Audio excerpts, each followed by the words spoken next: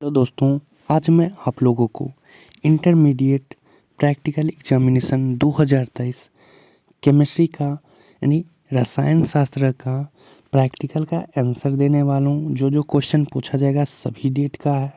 आपका 10 तारीख हो, 11 तारीख, 12 तारीख, 13 तारीख, 14 तारीख, किसी भी डेट को आपका एग्ज़ाम है प्रैक्टिकल का केमिस्ट्री, तो ये आंसर आप लोग लिख दीजिएगा। सबका क्वेश्चन सेम ही रहेगा। तो चलिए देख लेते हैं। हाँ, तो देख लीजिए, सबसे पहला क्वेश्चन है, दिए गए अकार्बनिक लवण M3 में एक ऋणायन मूलक की पहचान शुष्क एवं आर्द्र परीक्षण करें। सेम टू सेम यहाँ पर ऋणायक है, तो यहाँ पर ऋणायन, यहाँ पर धनायन है, तो ये दोनों में से कोई एक ही बनाना है। ठीक है, अब आते हैं 2 नंबर। 2 नंबर है, दिए गए M/20 मोर लवण के घोल की मदद से दिए गए KMnO4 के घोल की मलरता अनुमापन विधि से ज्ञात करें। तो इसमें देख लीजिए, 2 नंबर में 1, ये 2, ये 3, ये 4, तो 2 नंबर में ये 4 क्वेश्चन दिया गया है, तो चारों में से कोई एक ही बनाना होता है। ठीक है, तो चल इसमें से भी एक क्वेश्चन बनाएंगे। और यहाँ पर देख लीजिए 3 नंबर में 1, ये 2 और ये 3 अथवा करके दिया है ना, तो ये तीनों में से भी कोई एक ही बनाना है। इनकी कुल मिला के 3 ही बनाना है। तो तीनों का आंसर मैं देने वाला हूँ, तो वीडियो के अंत तक बने रहिए। ठीक है, तो चलिए, तो सबसे पहले मैं आंसर जो दूंगा वो इसका आंसर दूंगा 2 नंबर का ये। ठीक है, दिए गए M/20 ऑक्जेलिक अम्ल के घोल की मदद से दिए गए KMnO4 के घोल की मलरता आयतनी विश्लेषण विधि से ज्ञात करें। ठीक है, तो इसका आंसर आप लोग लिखना स्टार्ट कीजिए। ठीक है ना। तो सबसे पहले आप लोग उद्देश्य दे दीजिए और हाइफन दे दीजिए और उसमें लिखिए ये ऑक्जेलिक अम्ल के मानक विलयन के साथ इसका अनुमापन करके KMnO4 विलयन की मोलरता निर्धारित करना। M/20 ऑक्जेलिक एसिड समाधान। ठीक है, तो उद्देश्य में ये आपको लिखना है, जल्दी जल्दी लिखिए। ठीक है, बहुत बड़ा हो जाएगा इससे में। ठीक है, तो लिख लीजिए, रोक करके लिख लीजिए। ठीक है, या स्क्रीनशॉट ले लीजिए और लिख लीजिए। चलिए, अब उसके बाद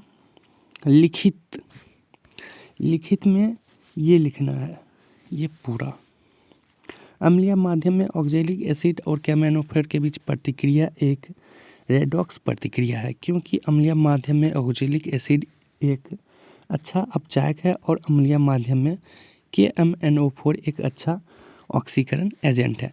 तो लिखित में ये लिख दीजिएगा। अब चलते हैं इसके आगे। चलिए, अब उसके बाद आवश्यक उपकरण में ये लिखिएगा। आवश्यक उपकरण क्या क्या दीजिएगा? ब्यूरेट स्टैंड, पिपेट, अनुमापन flask, test tube, funnel, beaker, burette आदि, ये सब क्या हो गया? आवश्यक उपकरण। ठीक है, तो ये सब जल्दी जल्दी लिख लीजिए। चलिए, अब देखते हैं इसके आगे।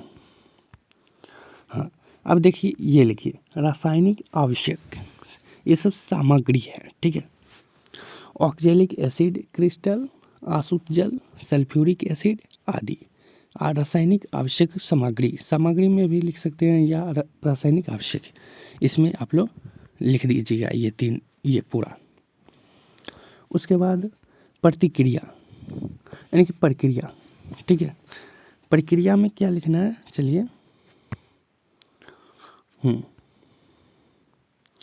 यहाँ से लिखते जाइएगा। विश्लेषणात्मक संतुलन पर 1.57 ग्राम ऑक्जेलिक एसिड क्रिस्टल थे।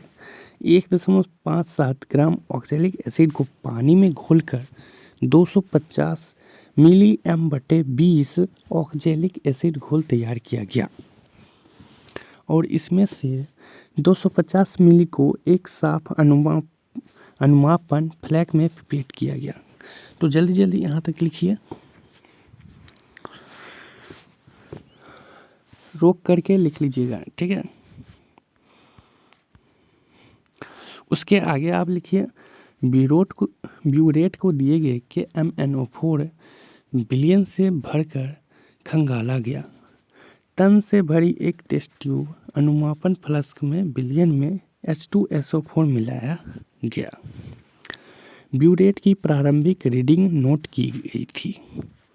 ये सब लिखना है। उसके बाद ये लिखिए फ्लास्क को इतना तक गर्म किया गया था, इतना डिग्री पर, ठीक है, कि MnO4 घोल को ब्यूरेट से अनुमापन फ्लास्क में तब तक मिलाया जाता है जब तक कि अनुमापन फ्लास्क में समाधान के लिए एक अस्थायी हल्का गुलाबी रंग आयत नहीं किया जा सकता। ये सबको नोट कर लिया, ठीक है। चलिए यहाँ तक लिख लिए, अब आगे लिखिए। अब उसके आगे पर्यवेक्षण या परीक्षण इस टाइप से लिख सकते हैं इसे, तो पर्यवेक्षण ही दीजिएगा आप लोग, ठीक है।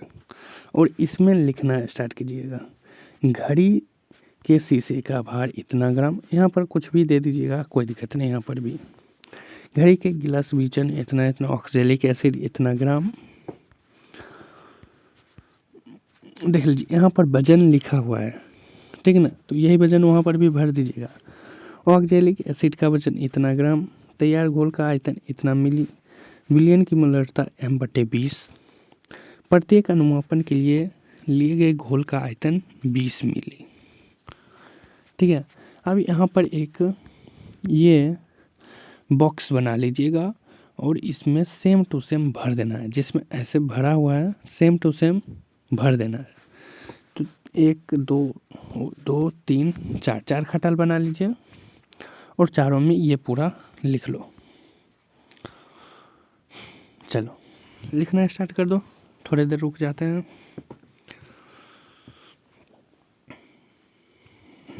तो लिख लिए, अब चलते हैं आगे, ठीक है। यहाँ तक लिख लिए, अब दिखाते हैं आगे।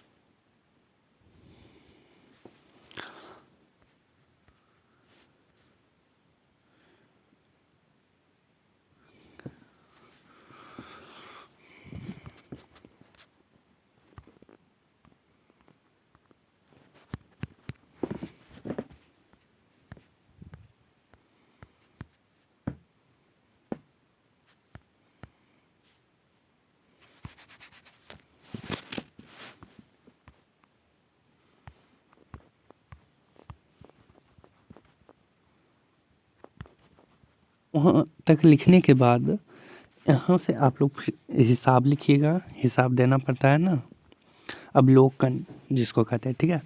तो अवलोकन या हिसाब में लिखिएगा संतुलित रसायन के रेडॉक्स समीकरणों से यह स्पष्ट होता है कि KMnO4 का 1 मोल ऑक्सैलिक एसिड के 5 मोल के साथ अभिक्रिया करता है। उसके बाद लिखिएगा KMnO4 बिलियन की मोलरता का निर्धारण, और यहाँ से आप लोग ये लिखिए और ये सब लिखते जाइए। तो लिखना स्टार्ट कीजिए, रोक दीजिए और लिखना शुरू कर दीजिए। मैं रुक जाता हूँ, जल्दी जल्दी लिख लीजिए। हाँ ये भी लिख लो। उसके बाद ये लिखना है KMnO4 बिलियन की सामर्थ्य का निर्धारण, सामर्थ्य बराबर KMnO4 की मोलैरिटी गुने आणविक द्रव्यमान। तो मोलैरिटी इतना था और आणविक इतना हो गया, कुल मिला के 3.16, तो इतना ही लिखना था। अब चलते हैं नेक्स्ट। उसके बाद परिणाम, हम परिणाम भूल गए थे, परिणाम में ये लिख दीजिएगा दिए गए KMnO4 बिलियन की मोलरता और सामर्थ्य है, तो ये परिणाम में दे दीजिएगा। यहाँ पर आपको फुल में फुल मार्क्स मिलेगा, ठीक है।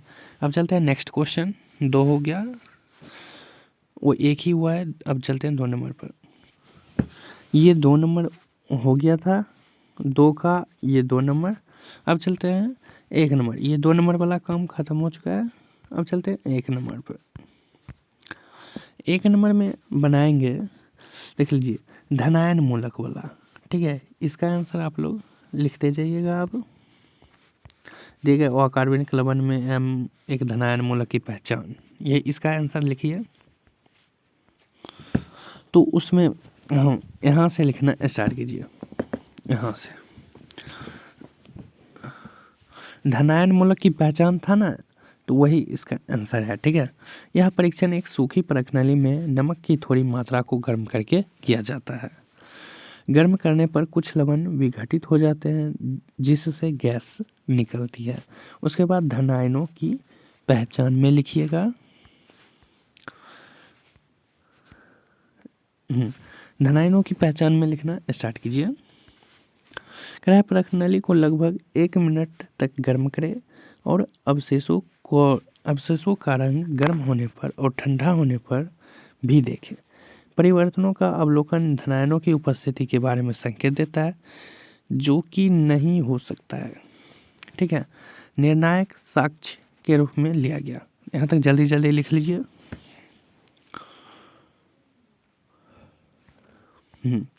अब उसके बाद ठंड में और गर्म करने पर नमक के रंग का अनुमान लगाइए।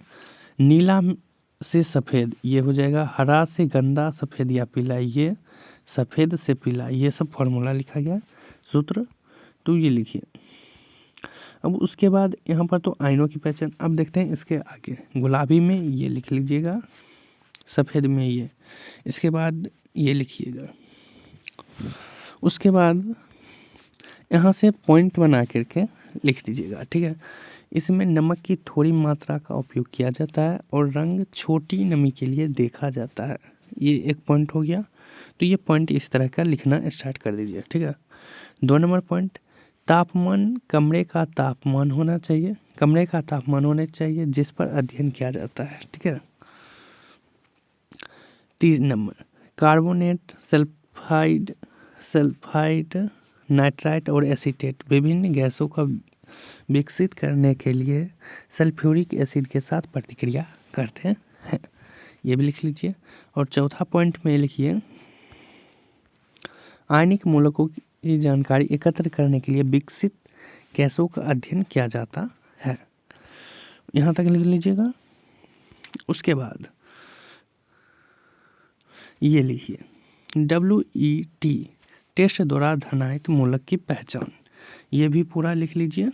आयनों में पुष्टि कारक परीक्षण पानी में घोलकर किया जाता है। यह पानी में घुलनशील है और फिर सोडियम कार्बोनेट निकालने पर उपयोग कर रहा है, तो ये दोनों लिख लीजिएगा। तो इससे काफ़ी हो गया, ठीक है। जल्दी जल्दी लिख लीजिए।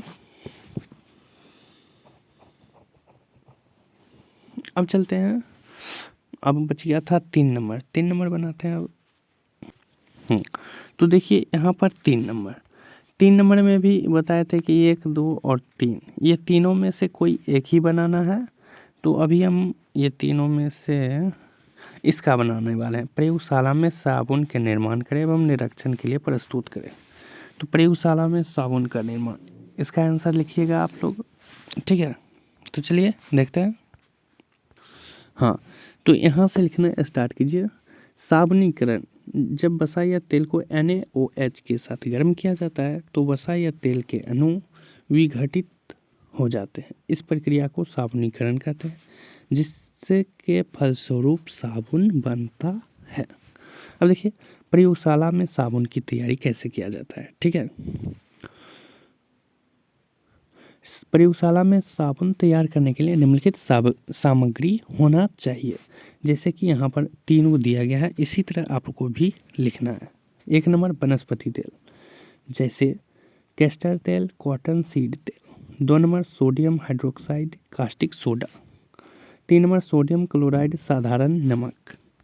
और उसके बाद ये चित्र बना दीजिएगा, ठीक है। उसके बाद ये लिखिए, विधि लिखिएगा और इसमें ये पूरा लिख दीजिए। क्या बोल रहा है, एक बीकर में 20 ml कैस्टर तेल लीजिए और उसमें 20% 40 ml सोडियम हाइड्रोक्साइड का घोल डालिए। इस मिश्रण को धीरे धीरे उबालने तक गर्म किया जाता है और इसे 5 से 10 मिनट तक उबाला जाता है। जब बीकर में 5 ग्राम खाने वाला नमक लिए और पदार्थ ठंडा होना दीजिए और ठंडा होने पर ये हो जाता है। ठंडा होने पर बीकर में साबुन बनता है, तब इसे हटा लिया जाता है। ये लिख लीजिए। उसके बाद उसके बाद थोड़ा सा ये भी लिख लीजिएगा, हाइड्रोकार्बन पूरे ये, ठीक है। तो ये पूरा लिख लीजिए। उसके बाद हो जाएगा फिक्स।